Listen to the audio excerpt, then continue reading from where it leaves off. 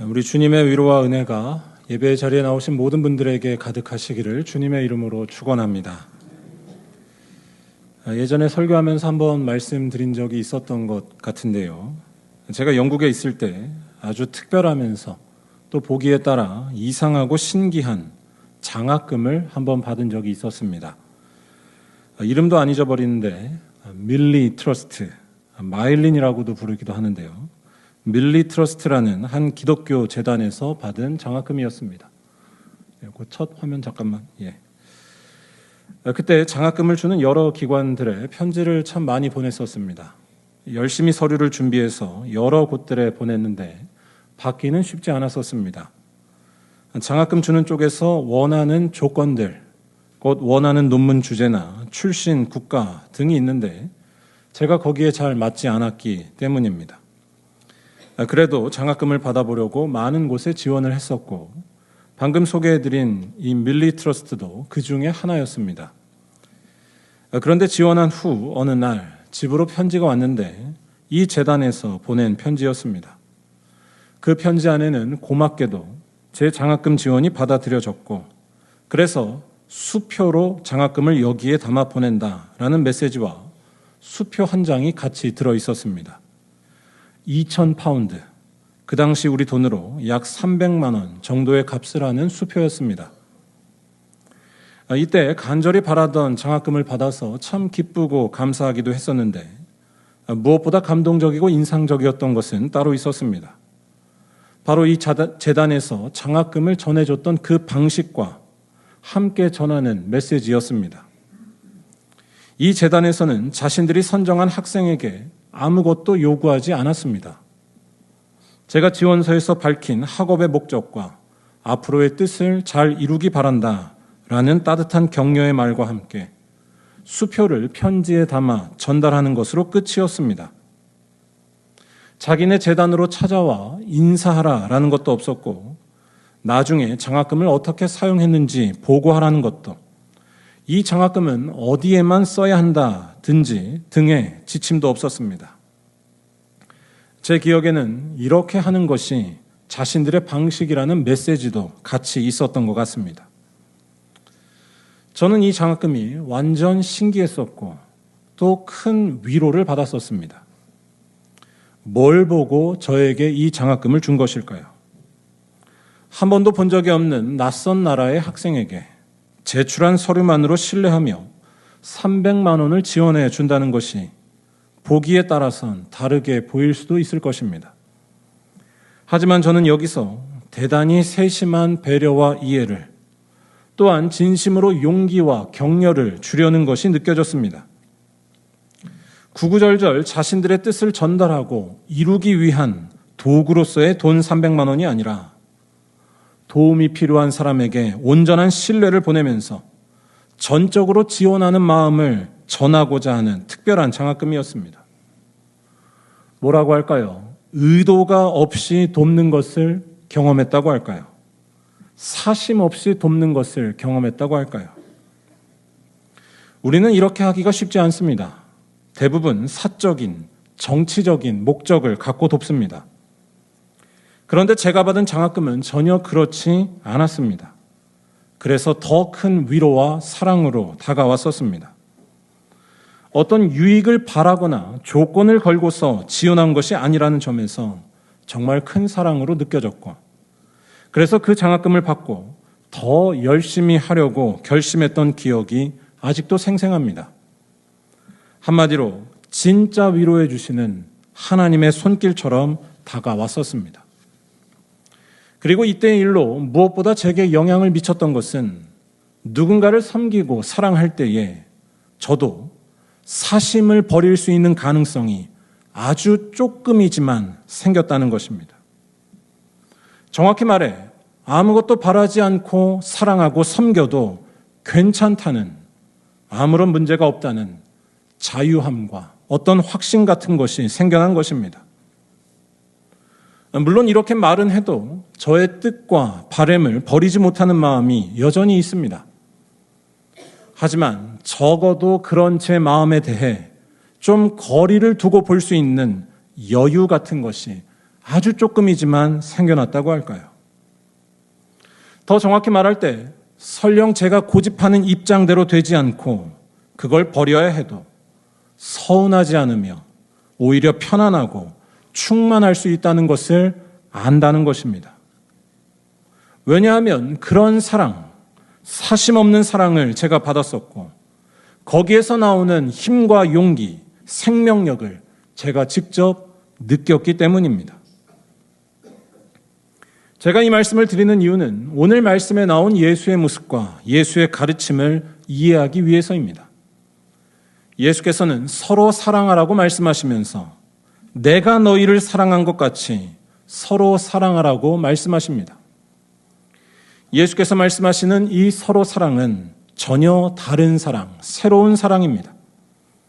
이것은 한마디로 방금 말씀드린 것과 같은 사심 없는 사랑입니다.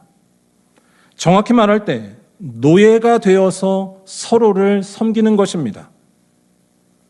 노예가 주인에게 무언가를 기대하고 섬기며 일을 하는 것일까요? 그렇지 않습니다. 노예가 자기만의 목적, 사심을 갖고 정치적으로 주인을 섬긴다면 그 노예는 곧바로 실망하게 되거나 아니면 주인에게 호된 책망을 받을 것입니다. 노예로서 당연히 해야 할 일, 조건이나 돌아올 것을 바라지 않고 하는 일이 곧 주인을 섬기는 일이기 때문입니다.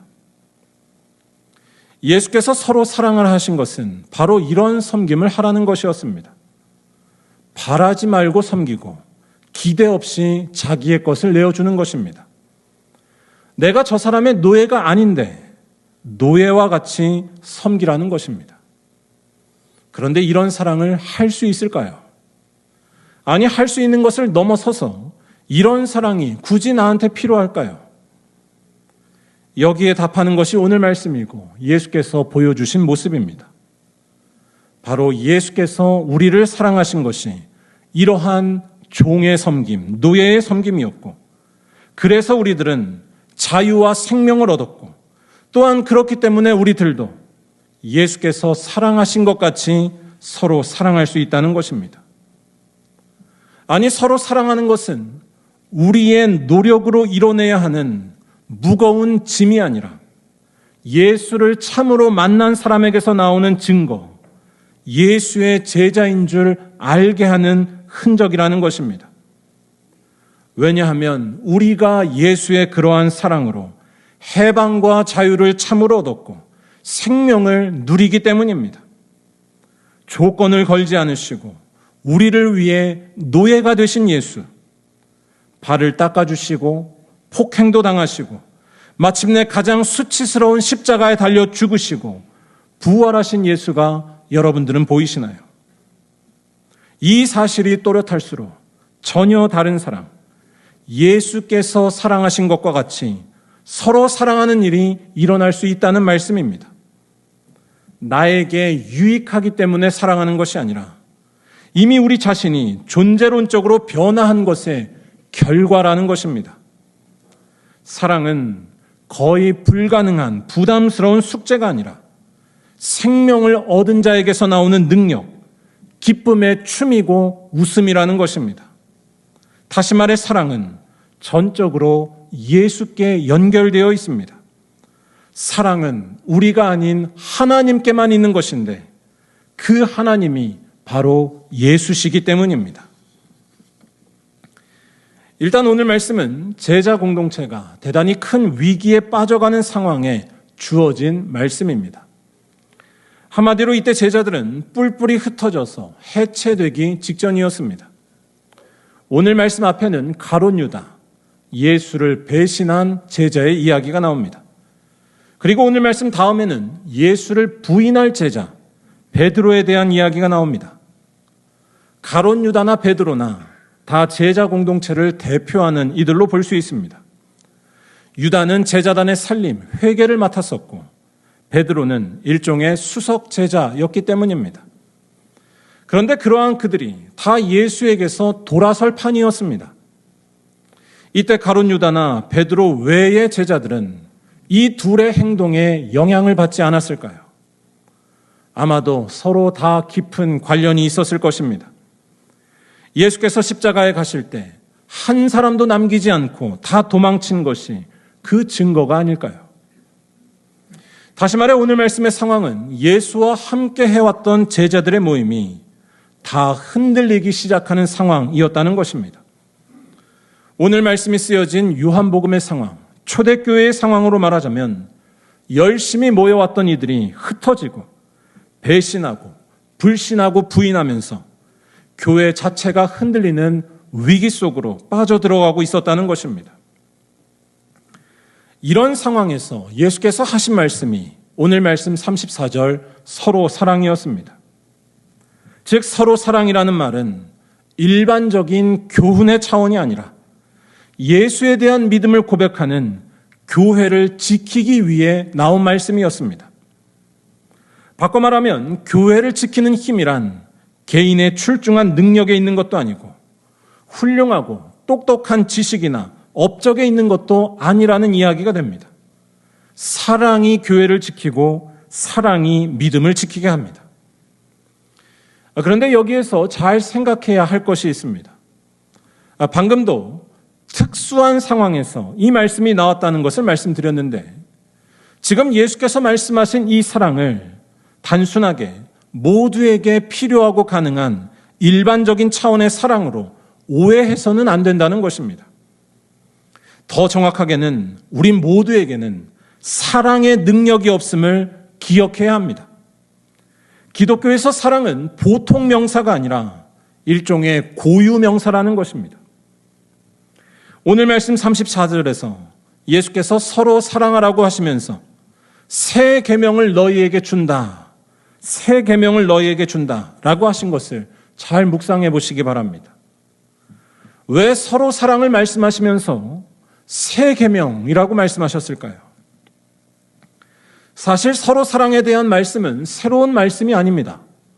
이미 성경에도 서로 사랑에 대한 말씀은 많이 나와 있습니다. 레위기 19장 18절을 보면 내 이웃 사랑하기를 내 자신과 같이 사랑하라 라고 말하면서 내 이웃 사랑, 즉 이웃끼리 서로 사랑할 것을 명령합니다. 또 잠언 15장 17절에도 서로 사랑에 대한 말씀이 나옵니다. 서로 사랑하는 것이 서로 미워하는 것보다 나으니라. 다시 말해 서로 사랑은 이미 성경에 나와 있는 말씀이라는 것이고 사랑에 대한 말씀은 더 많이 나와 있다고 할 수 있습니다. 그러한 차원에서 볼 때 예수께서 서로 사랑할 것을 말씀하시면서 새 계명이다. 새 계명이라고 하신 것에는 중요한 의미가 담겨 있습니다. 이 사랑은 일반적인 의미에서의 사랑을 말하는 것이 아니라는 것입니다. 이는 전혀 다른 사랑입니다. 바로 예수의 사랑을 경험했을 때 나오는 낯설고 이상하고 신비한 사랑입니다. 바로 예수께서 사랑하신 것 같이 서로를 사랑하는 것입니다. 34절을 다시 보시기를 바라는데요. 예수께서는 서로 사랑에 대해 말씀하신 후 이렇게 말씀하십니다. 내가 너희를 사랑한 것 같이 너희도 서로 사랑하라. 이 말씀을 다시 하면 서로 사랑하기 위해선 예수께서 사랑하신 것을 먼저 알아야 한다는 것입니다. 그리고 예수께서 사랑하신 것은 오늘 말씀이 있는 13장 초반부에서 잘 알 수 있습니다.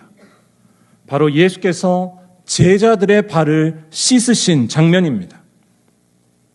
13장 15절에 예수께서는 발을 씻어주신 다음에 내가 너희에게 행한 것 같이 너희도 행하게 하려 하여 본을 보였노라 라고 말씀하시면서 제자들의 발을 씻으신 것이 오늘 말씀 내가 너희를 사랑한 것 같이 너희도 서로 사랑하라 라는 말씀과 연결된다는 것을 암시하십니다. 즉 제자들의 발을 씻으신 모습이 예수께서 너희를 사랑하신 모습, 그것을 보여준다는 것입니다. 여기서 예수께서 제자들의 발을 씻으신 당시 모습을 그린 그림 하나를 보여드리려 합니다. 한번 띄워주시죠.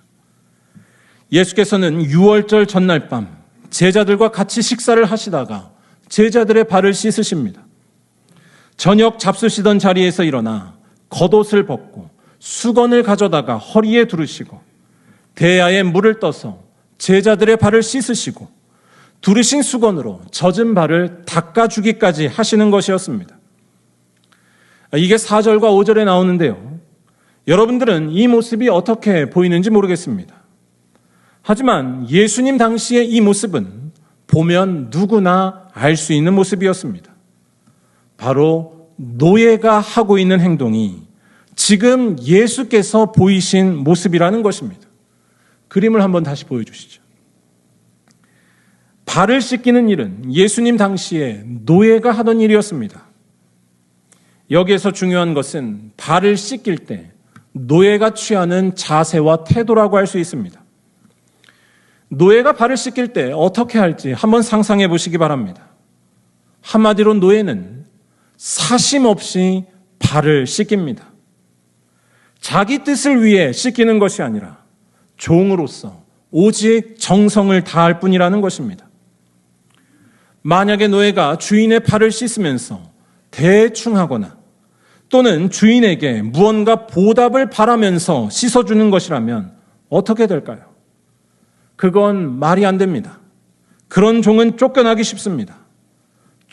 노예는 주인이 자신에게 뭘 해줄 것을 기대하기 때문에 정성스럽게 씻기는 것이 아니기 때문입니다. 잘 생각해 보시기 바랍니다. 노예는 절대로 주인의 발을 허투루 대하지 않습니다. 발을 씻는 것 자체에 몰두하고 어떻게 하면 주인을 더 위할 수 있을까에만 집중합니다. 노예에게 있어서 기쁨은 혹시 나에게 생길 어떤 유익이 아니라 깨끗이 씻겨진 주인의 발 그 자체이고 주인의 즐거움과 만족 그 자체뿐이기 때문입니다. 달리 표현하면 주인에 대한 헌신과 사랑만 있는 것입니다. 사심은 1도 없고 섬기는 것 자체만으로 충만한 것입니다. 여러분, 이러한 섬김을 받아보셨나요? 우리는 모두 이 섬김을 감사하게도 받았습니다. 예수께서 제자들의 발을 씻기신 것처럼 우리들도 씻기시고 섬기셨으며 우리를 위해 자기를 다 버리신 것입니다. 십자가에 달리셔서 괴로웠지만 우리를 위해 행복하게 계셨던 것입니다. 제가 이 그림을 보여드리는 이유는 여기에 묘사된 예수의 모습, 특히 표정과 눈빛에서 지금 설명드리는 사심 없는 모습을 잘 느낄 수 있기 때문입니다. 예수의 눈과 표정에 주목해 보시기 바랍니다. 무릎을 꿇은 채 베드로의 발을 씻기시고 수건으로 닦고 계신 예수의 모습은 정확하게 종의 모습과 노예의 모습과 일치합니다. 특히 그의 표정이 압권입니다. 여기에는 말 그대로 순전히 종으로서 주인의 발을 씻는 것에만 몰두하고 있는 것이 드러납니다. 자기 기분이나 생각, 사심은 하나도 없고 고요히 주인에게만 집중하고 있습니다. 그런데 여기에서 중요한 것은 예수께서는 본래 종과 노예가 아닌데도 주님이시고 선생님이신데도 이와 같이 하셨다는 것입니다. 하나님과 같으신 분이 낮아지시고 섬기셨습니다. 즉 예수께서는 하나님께 순종하려는 목적 하나로 아무런 사심 없이 십자가에 가신 것입니다. 예수께서 다른 것을 바라고 기대하셔서 하신 것은 하나도 없었습니다. 그는 정치적이지 않으셨습니다. 그리고 놀라운 것은 이러한 예수의 섬김, 우리를 위해 노예가 되신 그 섬김이 우리를 죄와 죽음에서 건져내셨다는 것입니다.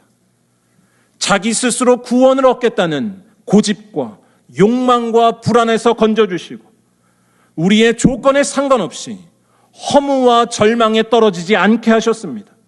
곧 영생을 주신 것입니다. 왜냐하면 그의 사심 없는 십자가에서의 죽음은 부활로 이어졌기 때문입니다. 하나님의 놀라운 생명, 감춰져 있던 생명이 종이 되셔서 말없이 죽으신 예수에게서 나타나 우리에게로 왔다는 것입니다. 이 예수만이 우리를 위로하실 수 있습니다. 이 예수만이 우리에게 힘을 주고 죽음도 이기지 못하게 하십니다. 사심 없는 예수의 사랑이 우리를 구원했다는 것입니다. 그리고 이러한 사실 때문에 예수께서는 우리들에게 서로에게 종과 같이 섬기는 사랑을 말씀하셨던 것입니다. 내가 너희를 사랑한 것 같이 너희도 서로 사랑하라. 즉 예수에게서 참 생명과 구원을 얻었다면, 그걸 실감한다면 우리들 또한 다른 이들에게 예수께서 보이신 모습을 취할 수 있다는 말씀입니다. 나의 이익을 바라며 섬기는 것이 아니라 종의 모습으로 섬기는 것이고, 정치적인 목적 없이 그저 그 사람 자체를 바라보면서 사랑할 수 있다는 말씀입니다. 왜냐하면 거기서 나오는 능력을 우리가 받았기 때문입니다. 그 능력을 우리가 체험했고 알기 때문이고, 그러한 종과 같은 모습이 결코 낮아지거나 비굴해지는 것이 아니라 오히려 충만해지는 것임을 우리는 알고 있기 때문입니다. 정확히 말할 때 그것이 우리가 체험하고 경험한, 우리를 생명으로 옮긴 예수의 능력임을 믿고 있다는 것입니다.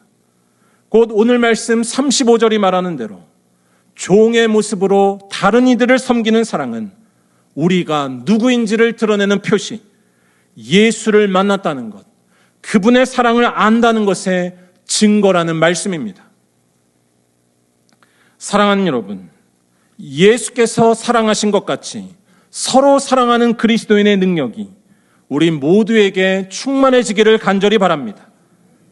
내 뜻과 내 고집에 대한 사심을 끊어내기 어려운 것이 우리의 본성이지만, 우리와 똑같이 육체를 가지셨는데도 그 본성을 이기신 십자가의 예수를 온전히 바라보시기 바랍니다.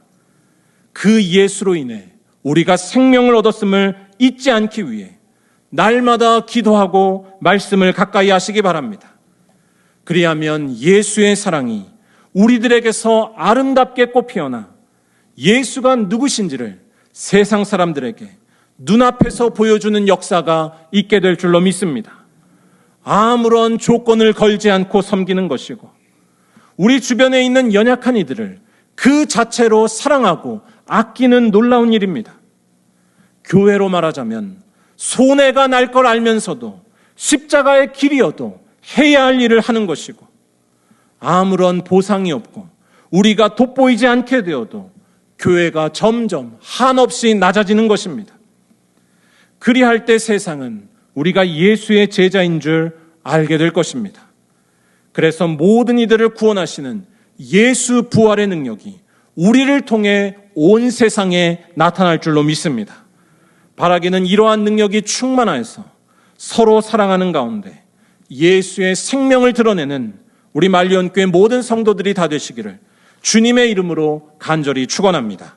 기도하겠습니다.